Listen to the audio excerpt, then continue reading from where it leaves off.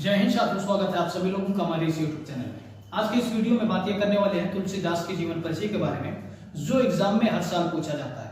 कोई ऐसा साल नहीं होता जिस साल एग्जाम में ये ना पूछा जाए। ठीक है, तो चलते वीडियो को स्टार्ट करते हैं। देखिए, तुलसीदास, इनका जो जन्म है वो 1532 ईस्वी में हुआ था, विक्रमी संवत 1589। ठीक है, देखिए इनका जो जन्म स्थान है वो उत्तर प्रदेश के बाधा जिले के राजापुर नामक गांव में माना जाता है। ठीक है, लेकिन कुछ विद्वान इनका जो जन्म स्थान है वो एटा जिले के सोरो नामक गांव में मानते हैं। ठीक है, यानी कि कुछ क्लियर नहीं है कहां पर हुआ था। ठीक, तो जो आपकी किताब में वो भी लिख सकते हो, नहीं तो ये चीज भी आप लिख सकते हो। ठीक है, तो देखिए इनके माता का नाम मुंशी और पिता का नाम आत्माराम दुबे था। माता का नाम मुंशी और पिता का नाम आत्माराम दुबे था। ठीक, और फिर उसके बाद में बचपन का नाम राम बोला था। इनके बचपन का नाम राम बोला था, इसलिए क्योंकि देखिए ये मतलब ये कहा जाता है कि जब ये पैदा हुए तो इनके जुबान पर राम राम का शब्द था, इसलिए लोगों ने इनका नाम राम बोला रख दिया। ठीक है, और ये भी है कि जैसे गांव में अक्सर क्या होता है कि अगर जो कोई बच्चा बुध के दिन पैदा होता है तो उसका नाम रख देते हैं बुधई, या कोई बच्चा सोमवार के दिन पैदा होता है तो उसका नाम रख देते हैं सोमई।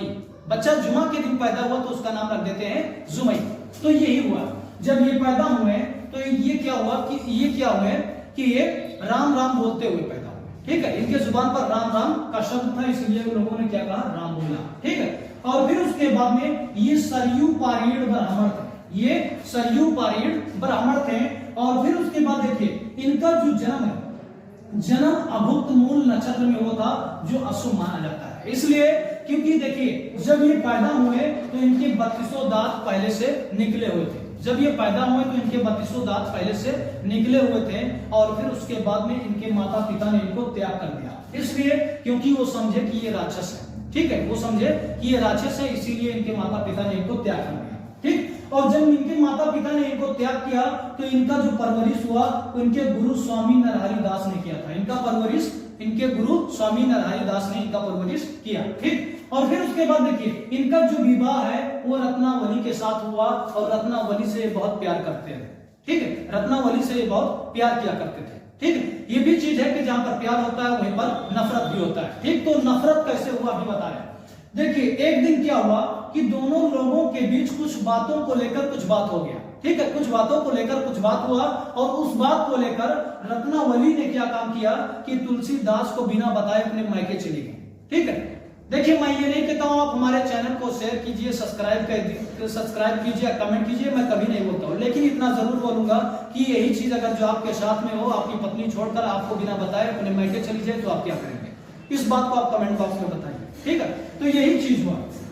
तो देखिए छोड़कर वो गई तो तुलसीदास रात की अंधेरियों में ये क्या काम किए कि ये मतलब आंधी तूफान का सामना करते हुए अपने पत्नी के घर यानी कि अपने ससुराल जा पहुंचे। ठीक है, तो देखिए जब ये ससुराल जा पहुंचे तो इनको बहुत डांट लगा, बहुत डांट पड़ा। यानी कि इतना डांट पड़ा कि ये इनको वैराग उत्पन्न हो गया। ठीक है, देखिए जैसे ये भी है कि आदमी के दिल पर जब चोट लगती है तो आदमी को कुछ नहीं होता, लेकिन अगर जो दिल के चोट पर चोट लग जाए तो आदमी को बहुत कुछ होता है। ठीक है, वैसे ही इनके साथ हुआ कि देखिए जब रत्नावली बिना बताए गए तो इनके चोट लगा, दिल को चोट लगा, और फिर उसके बाद में जब ये डांट पड़ा तो इनके दिल के चोट पर चोट लग गया। ठीक है, और जब दिल के चोट पर चोट लगा तो इनको वैराग उत्पन्न हो गया। ठीक है, यानी कि इनसे बहुत नफरत होने लगी और गुस्सा आ गया। ठीक, और जब गुस्सा आया तो ये कहां चले गए, काशी चले गए। ठीक, और जब काशी में गए तो इन्होंने शेष सनातन नाम के विद्वान से मिले। उनसे मुलाकात हुई, मिले, और मिलने के बाद वहां पर इन्होंने क्या काम किया, वेद और पुराण का ज्ञान प्राप्त किया। ठीक, और फिर उसके बाद में इनका जो जीवन है वो ज्यादातर काशी, अयोध्या और चित्रकूट में भी था। ये अयोध्या में रहकर रामचरितमानस को लिखा करते थे। ठीक है, फिर उसके बाद में इनका जो मृत्यु है वो 1623 ईस्वी में हुआ था, विक्रमी संवत 1680 में। ठीक है, देखिए इनकी जो रचनाएं हैं ये वाराणसी में इनका 80 घाट पर इनका मृत्यु हुआ। ठीक है, देखिए इनकी जो रचनाएं हैं, फेमस रचना, सबसे प्रसिद्ध रचना है वो रामचरितमानस है। रामचरितमानस है और महाकाव्य है, और फिर उसके बाद में दोहावली है, विनय पालिका है, आदि है। तमाम। ठीक है, तो इस चीज का आप स्क्रीनशॉट लीजिए, और फिर उसके बाद में स्क्रीनशॉट लिए। तो उम्मीद करते हैं आज का ये वीडियो समझ में आया होगा। मिलते हैं अगली वीडियो में, तब तक के लिए जय हिंद।